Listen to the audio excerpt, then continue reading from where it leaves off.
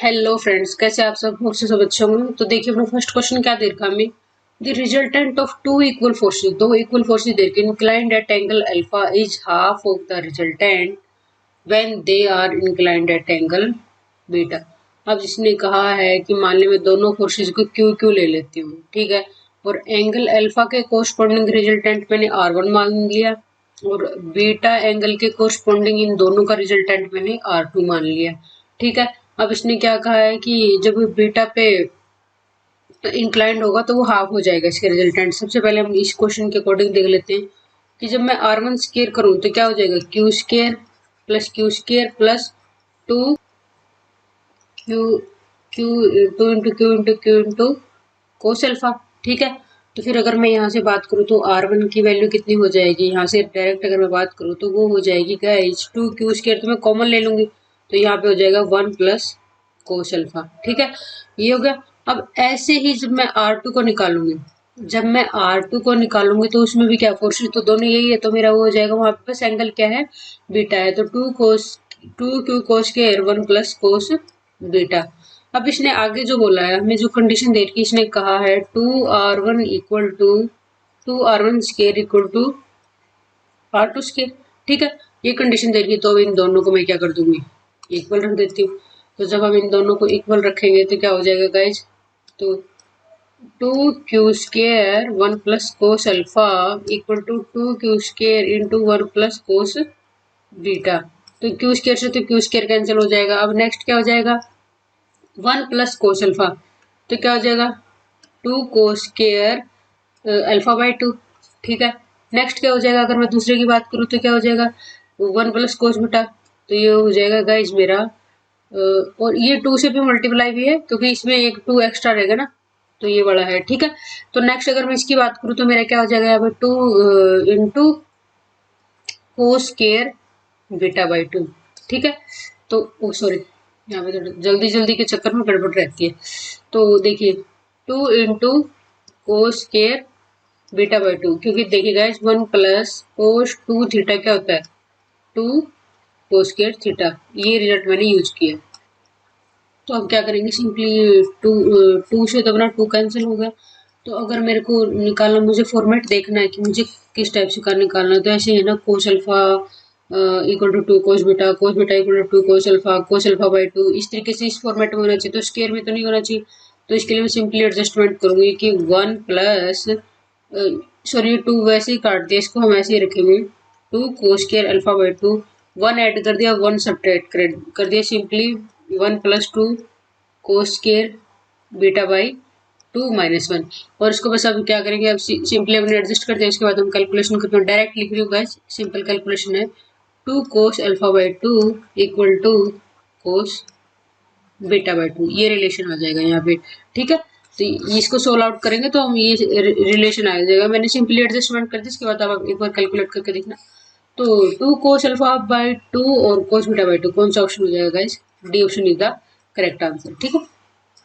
तो second question क्या दे रखा है हमें, सेकंड क्वेश्चन ये दे रखा है कि horizontal range of projectile, horizontal range है प्रोजेक्टाइल की वो 30 है और it requires maximum height 10, then angle of projection alpha है, एंगल ऑफ प्रोजेक्शन अल्फा है, तो ये रिलेशन बताना है इनमें से कौन सा है। अगर मैं हॉरिजॉन्टल रेंज की बात करूँ, वो इसने 30 दे रखी है और फॉर्मूला क्या होता है, u square sine 2 alpha by g, ये रेंज का फॉर्मूला होता है। अब इसने क्या दे रखा है, मैक्सिमम हाइट इसने क्या दे रखी है, 10 दे रखी है और उसका फॉर्मूला क्या होता है, u square sine square alpha by 2 जी, ठीक है। तो फिर अब देखिए, इसको मैं सिंपली यहाँ से निकालना है मेरे को, इन दोनों का टेंजेंटल फॉर्म का रिलेशन निकालना है मेरे को। तो मैंने क्या किया, अगर मैं यहाँ पे बात करूँ कि मान लिया मैंने डिवाइड कर दिया 30/10 इक्वल टू क्या हो जाएगा, u square sine 2 alpha divide by g into u square sine square alpha और इंटू 2 जी हो जाएगा, जी से जी कैंसिल हो जाएगा, यू स्केयर से यू स्केयर कैंसिल हो जाएगा। अब अगर मैं सिंप्लीफिकेशन करूँ यहाँ पे, साइन 2 अल्फा का क्या लिख दूँ, 2 sine alpha into cos alpha divide by sine alpha into sine alpha, ठीक है। और एक 2 ऊपर है ही पहले का, ये वाला 2 और एक उसे, तो साइन अल्फा से साइन अल्फा कैंसिल हो गया, तो क्या हो जाएगा 4 गुना कोस अल्फा बटे साइन अल्फा। ठीक है, तो फिर अगर मैं बात करूँ यहाँ पे तो ये हो जाएगा, अगर मैं इसको इकट्ठा करूँ तो ये हो जाएगा 3/1 इक्वल टू 4 कोट अल्फा। या फिर अगर मैं इसको टेंजेंट अल्फा की फॉर्म में लिखूँ तो टेंजेंट अल्फा हो जाएगा मेरा, क्या हो जाएगा, 4/3, है ना, 4/3 होगा। अब मैं जो अब इसमें दे रखा है कि मैं चेक करना, वैसे तो इसमें क्या पता कॉम्प्लिकेशन आ जाए मेरे को। अब मैं देखिए इसमें क्या करूंगी, मैं ये वाला रूल फॉलो करना चाहती हूँ। तो एल तो अपना कितना है यहाँ पे 4 दे रखा है, और लेंथ मतलब लंब बोलते हैं जिसको, आधार कितना है 3 है, तो कर्ण कितना हो जाएगा 5 हो जाएगा, क्योंकि 4 का स्क्वायर प्लस 3 का स्क्वायर ये हो जाएगा। तो अब मैं यहाँ से क्या निकालूंगी, मैं यहाँ से निकाल लेती हूँ कि साइन अल्फा। तो साइन अल्फा की वैल्यू कितनी होगी गाइस, यहाँ से 4/5। ठीक है, 4/5 रहेगी। और अगर मैं कोस अल्फा की बात करूँ तो कोस अल्फा की वैल्यू कितनी होगी 3/5। तो अब सिंपलीफाई करना चाह रही हूँ मैं मान लिया ऑप्शन से चेक करना चाह रही हूँ, तो ऑप्शन से चेक करना चाह रही हूँ, मान लिया मैंने सी ऑप्शन उठाया, सबसे पहले मैंने सी ऑप्शन उठा लिया क्योंकि ये करेक्ट ऑप्शन है गाइस एक्चुअली। तो सी ऑप्शन में मैं आपको टैली करके बता रही हूँ, तो ये दे रखा है मेरे को 25 साइन 2 अल्फा प्लस 1, ये इक्वल टू किसके आना चाहिए 9 time of tangent alpha plus 1 का होल स्क्वायर के बराबर आना चाहिए। तो अब मैं अगर यहाँ से लेफ्ट हैंड साइड से स्टार्ट करूँ तो अब देखिए 25 तो एज इट इज रहेगा, साइन 2 अल्फा का क्या रहेगा 2 sine alpha into cos alpha plus 1। ठीक है, 25 गुना 2 गुना 4/5 गुना 3/5 प्लस 1, तो क्या हो जाएगा 25 गुना 4 दूनी 8 या 24, 24 प्लस 25, क्योंकि मैंने नीचे 25 एलसीएम भी ले लिया, तो क्या हो जाएगा 49।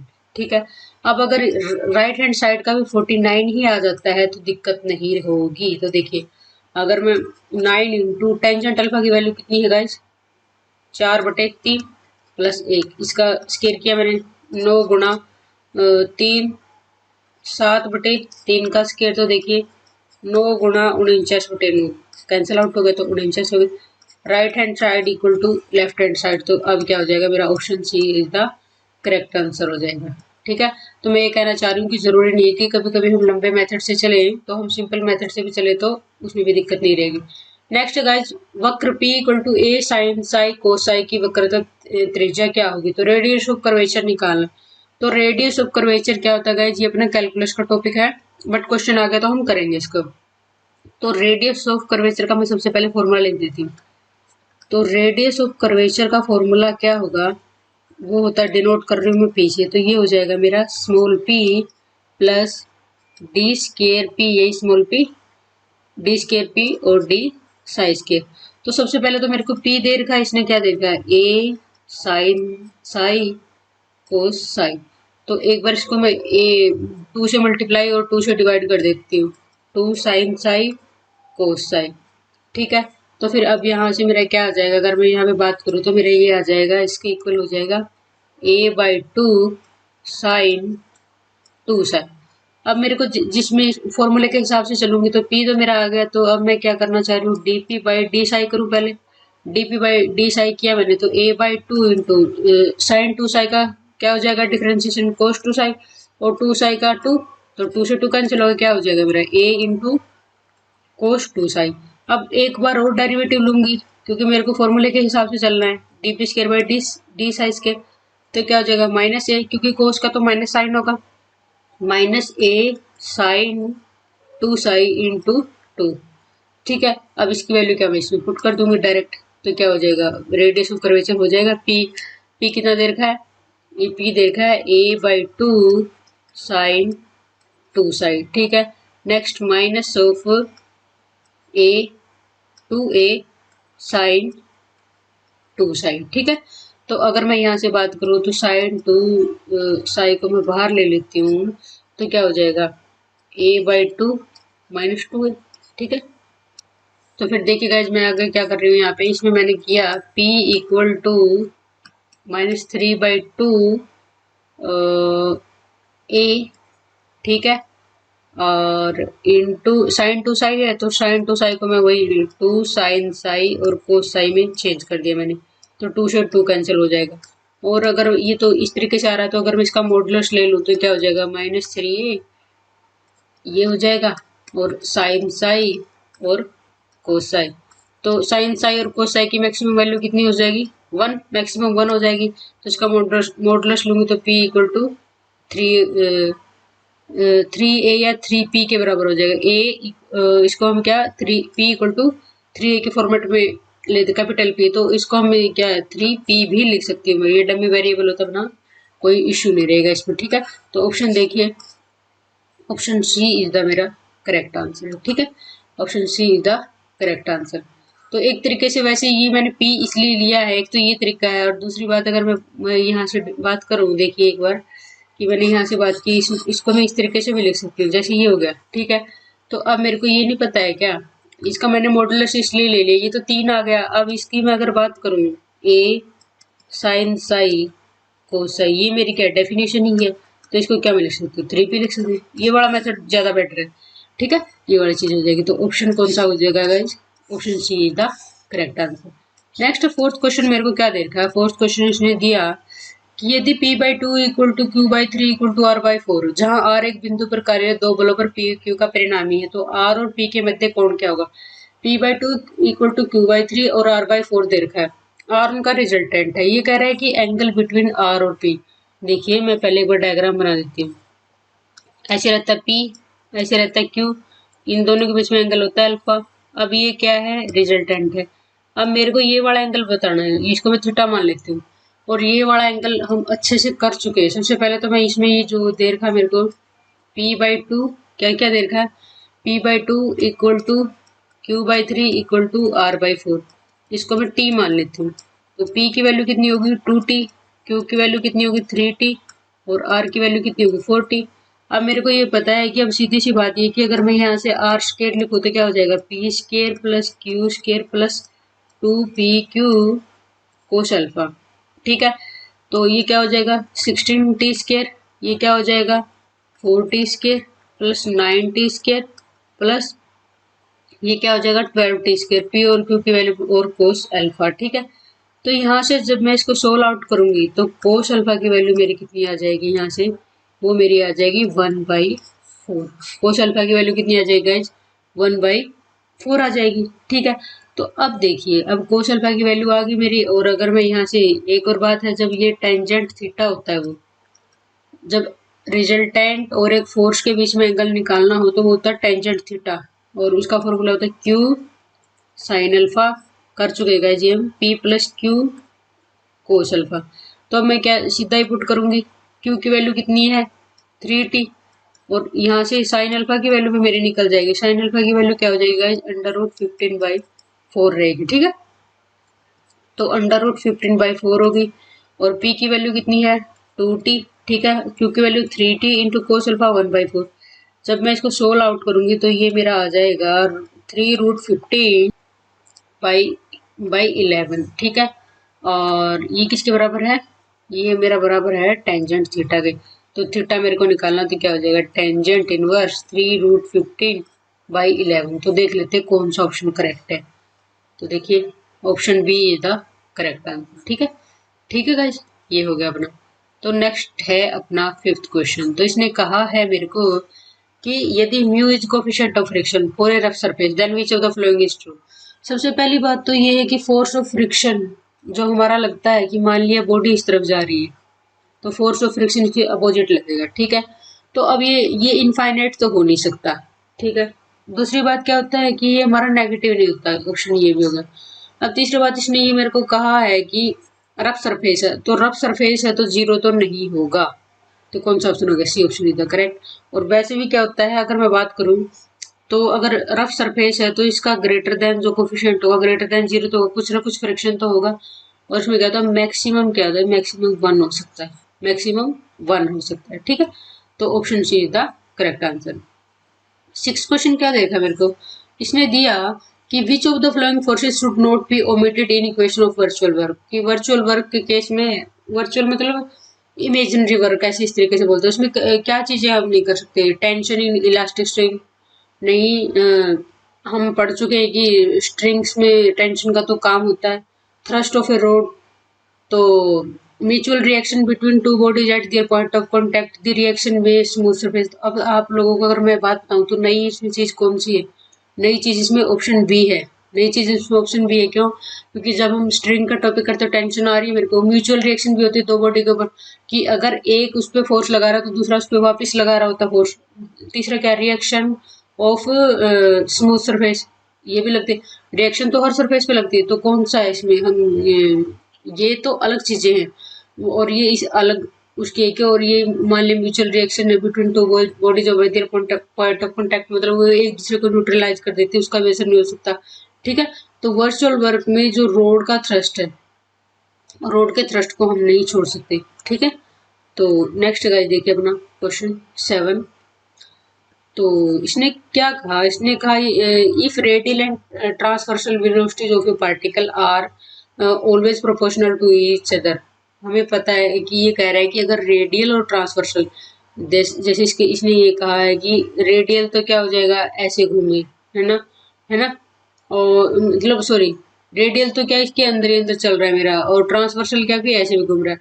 तो एक तरीके से क्या है कि दोनों तरीके का मोशन, दोनों तरीके का जब मोशन हो रहा है, मतलब क्या है कि ये आगे भी बढ़ रहा है और ये घूम भी रहा है। आगे बढ़ रहा है तो वो रेडियल हो गया, और अगर मान लिया ट्रांसवर्सल हो गया तो मेरे से इस तरीके से घूम रहा है, तो एक तरीके से किस तरीके का होगा? ये एक तरीके से इस तरीके से मूव नहीं करेगा।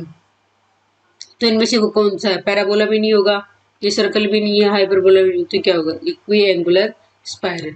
तो आपको ये ध्यान रखना है कि अगर रेडियल और ट्रांसवर्सल वेलोसिटी हो मेरी किसी भी पार्टिकल की, वो हमेशा प्रोपोर्शनल होंगे इस इधर के, तो पाथ का पार्टिकल का पाथ क्या होगा? इक्वी एंगुलर होगा। ठीक है, तो नेक्स्ट गाइज अपना 8th क्वेश्चन क्या दे रखा है इसने? इसने दिया मेरे को कि if a particle moves along a straight line according to s equal to t cube by 3 minus 5t square plus 9 t plus 17, then velocity will be negative। ये मेरे को डिस्टेंस दे रखी है, डिस्टेंस दे रखी 3t by 3 minus 5t square plus 9t plus 17। ठीक है, अगर मेरे को वेलोसिटी निकाले तो ds by dt, ये मेरी वेलोसिटी आ गई। तो क्या हो जाएगा? 3t square divide by 3, 10t plus 9। ठीक है, तो अब 3 से 3 कैंसिल हो गया। अब मेरे को क्या दे रखा कि वेलोसिटी नेगेटिव है, तो v लेस देन 0। तो अब ये क्या हो जाएगा? अब मैं अगर इसकी बात करूँ तो क्या हो जाएगा? T square minus 10t plus 9 less than 0। तो ये मेरा हो जाएगा। यहाँ से अगर मैं इसके रूट्स निकालूं तो t माइनस 9 और t माइनस 1 लेस देन 0। ठीक है, तो अब मेरे को ये देखना कि कौन से इंटरवल में अगर मैं इसको ड्रा करूँ, यहाँ पे 1 आएगा और यहाँ पे 9 आएगा। जब मैं क्या करूंगी, 9 से कोई बड़ी वैल्यू करूंगी वो मेरा पॉजिटिव आएगा, 9 से 1 के बीच में वैल्यू करूंगी वो मेरा नेगेटिव आएगा, और इससे ऊपर की वैल्यू करूंगी तो वो मेरा पॉजिटिव आएगा। अब मेरे को कौन सा इंटरवल लेना है? टी किस, मेरे को वो इंटरवल लेना है जिसमें ये लेस देन हो। तो टी किसे बिलोंग करेगा? टी बिलोंग टू 1 और 9। ठीक है, मतलब या इसको टी क्या होगा? 1 से 9 के बीच में बिलोंग कर रहा होगा। तो कौन सा ऑप्शन हो जाएगा? 1 से 9 के बीच में। Option A is the correct answer. ठीक है, option A is the correct answer. Next guys देखिए 9th क्वेश्चन क्या दिया मेरे को, ये भी अपना डायरेक्ट है, मैकेनिक्स का क्वेश्चन है। A light elastic string of a natural length. अब मेरे को क्या है कि नेचुरल लेंथ एल देर की है, मॉडुलस ऑफ इलास्टिसिटी इसने बोला, modulus of elasticity lambda is hang by one hand and to other. एक हैंड से तो इसको हैंग कर रखा है, ठीक है, और दूसरे पे क्या है, इसका मास बांध रखा है, वो फ्री छोड़ रखा है। ठीक है, तो equation of motion of particle, तो ये कह रहा है कि इसका हमारा क्या हो जाएगा कि फॉर्मूला क्या होगा इक्वेशन ऑफ मोशन का। तो ये गाइस देखिए डायरेक्ट, सॉरी ये अपना डायरेक्ट होता है। कैसे होता है कि अगर मेरे को इस तरीके से निकालना है, मतलब अगर मैं बोल लूँ equation of motion of particle, equation of motion of particle क्या हो जाएगा गाइस मेरा? वो हो जाएगा, यहाँ से अगर मैं निकालूं तो हो जाएगा D square X divide by D square X divide by D T square lambda by M L into X. तो अब ये मेरी डायरेक्ट इक्वेशन होती है equation of motion of particle mechanics में। तो कौन सा ऑप्शन होगा? Option B is the correct answer होगा।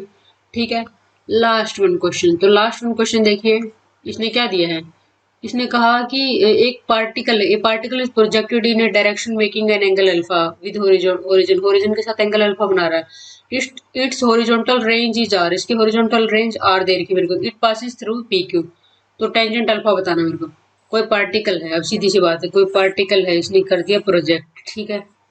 अब एंगल किसके साथ अल्फा है और पी क्यू से ये पास कर रहा है, तो पी क्यू से पास कर रहा है, तो अभी मेरे दिमाग में ये चीज खटकने लग गई, और रेंज इसने आर दे रखी है। तो मेरे को एक पता है इक्वेशन जिसमें ये सारी चीजें आती हैं, और निकालना है क्या मेरे को, टेंजेंट अल्फा। तो इसमें पता है मेरे को सारी चीजें जिसमें आती है, वो होता है मेरा y equal to X into tangent theta into 1 - x/r। ये तो जो ये है ना y और x, ये तो मेरे क्या कोऑर्डिनेट है, और जो ये यहाँ पे ए आर है ना, ये क्या है अपना रेंज है। और यहाँ पे जो हमें दे रखा है थीटा, थीटा वही है जो एंगल हमारा के ये वाला एंगल जो हम बनाते थीटा। तो फिर अब देखिए मेरे को, अगर y इक्वल टू एक्स, इसमें क्या मैंने क्या किया, इसमें y equal to X into tangent alpha into 1 - x/r। अब ये कह रहा है कि P और Q से पास कर रहा है, मतलब x y की जगह पे P की पुट कर देंगे। तो देखिए मेरे को टेंजेंट अल्फा की वैल्यू निकालनी है, तो देखिए बिल्कुल इजी होगा, ये क्या हो जाएगा मेरा Q हो जाएगा, ये मेरा क्या हो जाएगा P हो जाएगा, स्मॉल ही, ठीक है, टेंजेंट अल्फा तो 1 - P/r, ठीक है। तो अगर मैं यहाँ पे सबसे पहले तो मैं Q/P कर दूं, ठीक है। अब दूसरी बात क्या, मेरे को टेंजेंट अल्फा निकालना, तो इसको मैं दूसरी तरफ लेके जाऊँ तो मेरा क्या हो जाएगा, यहाँ से जब मैं दूसरी तरफ लेके गई तो ये हो जाएगा R/R - P। तो ये क्या हो जाएगा मेरा टेंजेंट अल्फा की वैल्यू, ठीक है। तो ये आंसर होगा मेरा। तो फिर क्या कौन सा इसमें इक्वल दे रखा गाइस, मेरे को यही लग रहा है, क्योंकि अभी देखिए आपके आगे ही निकाला मैंने। तो अब देख लेते हैं, इक्वल दे रखा तो Q/P और R/R - P, तो कौन सा ऑप्शन है मेरा, A option is the correct. मेरे को तो ये लग रहा है कि इनके बीच में मल्टीप्लीकेशन ही आएगा, क्योंकि जो दे रखा हमें उसके हिसाब से तो हम यही कह सकते हैं, ठीक है, क्योंकि स्लोप तो यही रहेगी अपनी। स्लोप क्या है, वही एंगल ऑफ इंक्लिनेशन, तो फिर क्या हो जाएगा मेरे को, आई एम डैम श्योर इसमें मल्टीप्लीकेशन है। तो होप सो गाइस आप लोगों को लेक्चर अच्छा लगा होगा। अगर आप कंप्लीट कोर्स लेना चाहते हो तो please download the application plus भी, और आप किसी भी क्वेरी के लिए कॉल कर सकते हैं 7056243289 पे। और इसके अलावा अगर आप टीजीटी पीजीटी स्कैनिंग का कोई कोर्स लेना चाहते हैं किसी भी स्टेट का, तो आप क्वेरी के लिए कॉल कर सकते हैं, व्हाट्सएप कॉल कर सकते हैं। पीडीएफ प्रोवाइड करवाए जाएंगे, लेक्चर आपको वीडियो लेक्चर मिलेंगे, डाउट ग्रुप होगा आपका, ठीक है। तो टेस्ट सीरीज भी होगी। तो मिलते हैं नेक्स्ट लेक्चर में, तब तक के लिए जय हिंद जय भारत।